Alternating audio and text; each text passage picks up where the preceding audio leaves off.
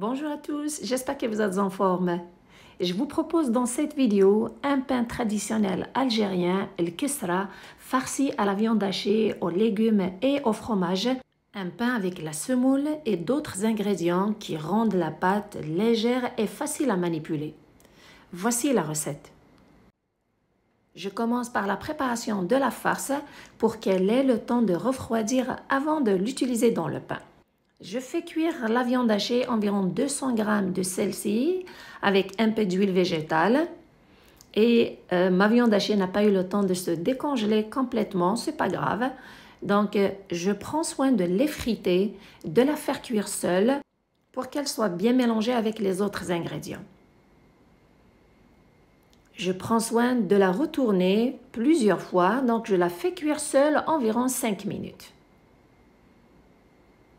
Une fois bien effritée, j'ajoute d'autres ingrédients. Vous pouvez ajouter tous les légumes que vous aimez. Personnellement, j'ajoute un oignon moyen coupé en tout petits morceaux, une courgette râpée et un poivron rouge coupé aussi en tout petits morceaux. Et je les assaisonne avec un peu de sel et du poivre. Puis, je mélange bien tous ces ingrédients pour qu'ils soient bien cuits et pour que les légumes soient ramollis surtout. Et je les fais cuire environ 10 minutes ou jusqu'à ce que tous les légumes sont bien tendres et bien mélangés avec la viande hachée.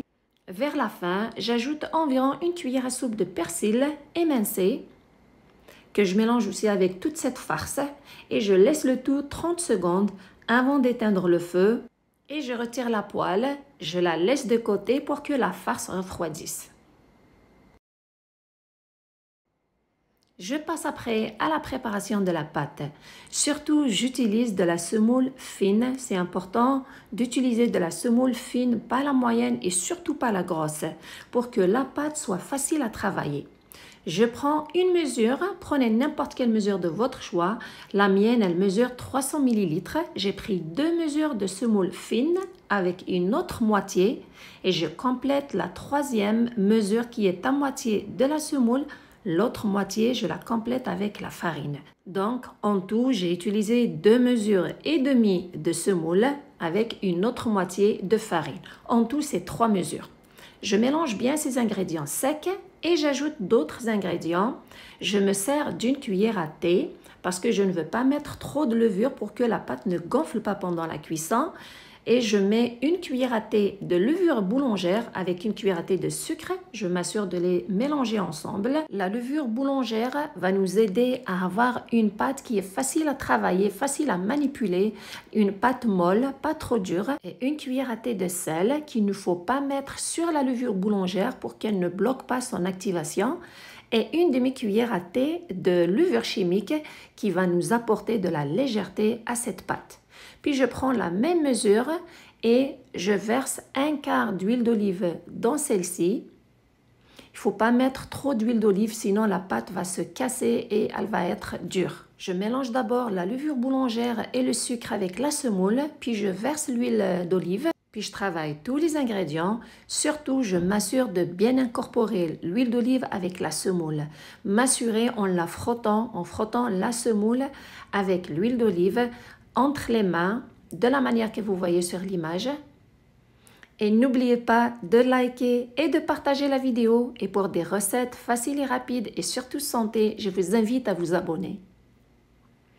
Donc, continuez à travailler la semoule, bien incorporer l'huile d'olive à celle-ci.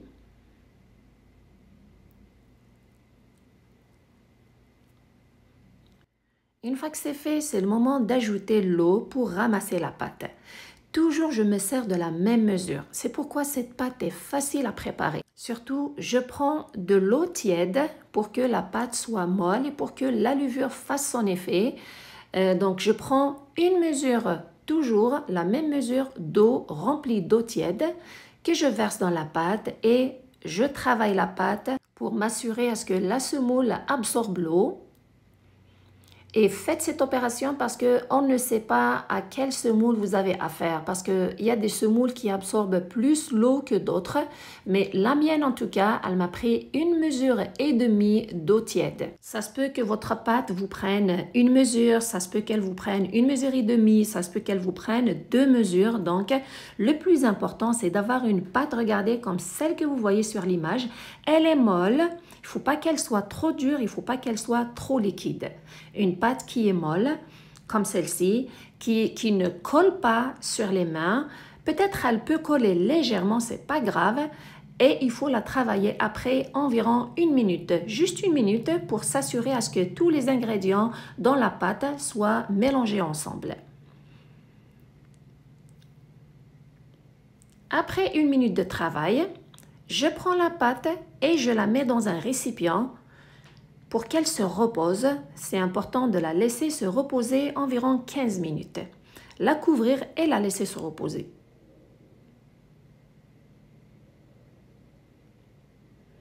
Après ce temps de repos, vous allez voir, la pâte, elle devient légèrement élastique. Le fait de la laisser se reposer, la levure boulangère lui permet d'être un peu plus légère, élastique, molle et facile à travailler. Bien sûr aussi, la travailler 1 autre minute après ce temps de repos et vous allez remarquer, la pâte, elle devient plus lisse après ce temps de repos et elle est facile aussi à travailler.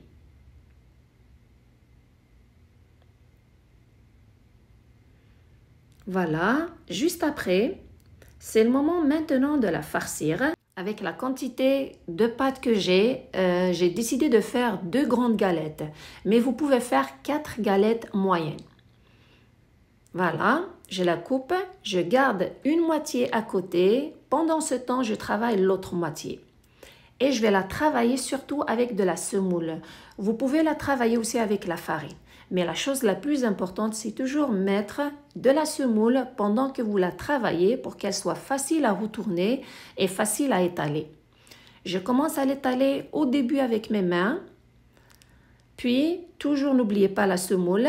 Puis, j'utilise un rouleau pâtissier pour faciliter l'opération car je veux avoir une pâte qui est mince.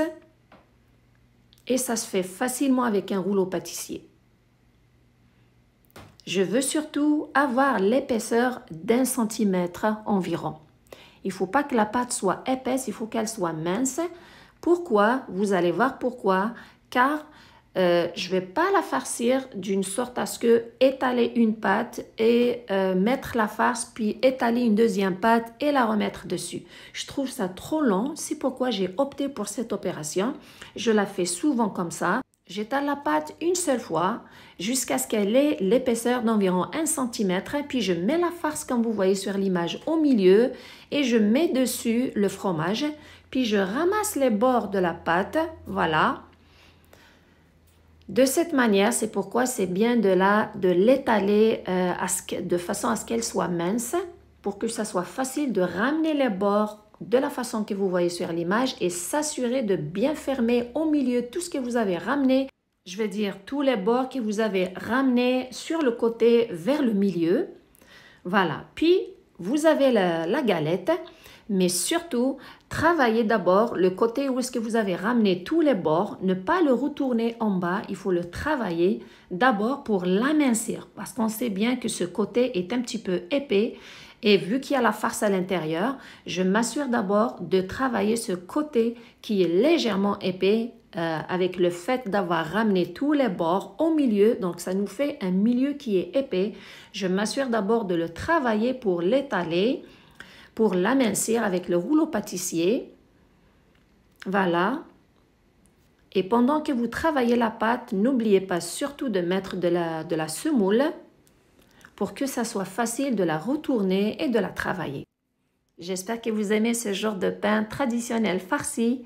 En tout cas, la pâte de celui-ci est facile à réaliser, surtout facile à travailler. À un moment donné, pendant que vous travaillez votre galette, vous allez remarquer qu'il y a des bulles d'air qui se sont formées à l'intérieur. C'est un vide avec de l'air à l'intérieur. Ne le piquez pas, surtout pendant que vous travaillez la galette, sinon vous risquez de faire sortir la farce à l'intérieur. Donc, continuez à travailler. ne piquez pas les bulles d'air qui se sont formées. Continuez d'amincir les côtés surtout et le milieu. Une fois que votre galette est formée, la piquez avec un couteau juste sur un côté. Ne pas la piquer sur les deux côtés pour ne pas faire sortir la farce. Puis vous la faites cuire sur une plaque chauffante, un tagine ou ce que vous avez. Personnellement, c'est une grande crêpière que j'utilise pour cuire mes galettes traditionnelles. C'est sûr qu'il faut la badigeonner, s'assurer à ce qu'elle soit chaude. La surface est chaude avant de mettre votre galette. Je la laisse cuire. Pendant ce temps, je prépare l'autre deuxième galette que je farcis de la même façon. L'amincir, lui donner environ 1 cm d'épaisseur. Mettre après la viande hachée, laisser de l'espace entre la farce et la pâte, environ 4 doigts. Puis je ramène les bords bien sûr au milieu. Et le côté qui est épais, où est-ce que j'ai ramené les bords, je commence par celui-ci avec un rouleau pâtissier à l'aplatir pour amincir ce côté qui est épais, plus épais. Toujours mettre de la semoule, toujours pour que ça soit facile de la retourner et de la manipuler jusqu'à ce que vous ayez l'épaisseur que vous voulez. Puis la piquer avant de la faire cuire. N'oubliez pas de mettre beaucoup de semoule, c'est important pour qu'elle soit facile à retourner. Voilà, la piquer et après, passer à sa cuisson. On revient à la première galette après 5 minutes de cuisson. Avant de la retourner, utilisez une spatule pour la soulever parce qu'elle est un petit peu épaisse pour que ça soit facile. Vous ne pouvez pas le faire, ça va être difficile de le faire avec vos mains. Donc, la retournez avec une spatule qui est mince comme celle-ci. Et dès que vous la retournez après 5 minutes de cuisson, aplatissez avec la même spatule pour que la galette soit égalisée et la même forme homogène de l'autre côté. Et la surveiller pendant la cuisson, ça peut prendre aussi un autre 5 minutes de cuisson de l'autre côté, donc 5 minutes sur le premier côté et 5 minutes de l'autre côté. Une fois que votre galette est cuite, appuyez avec un presse-patate pour avoir une dorure homogène, pour que les coins qui ne sont pas bien cuits soient bien dorés et vous aurez une galette avec deux côtés qui sont bien dorés.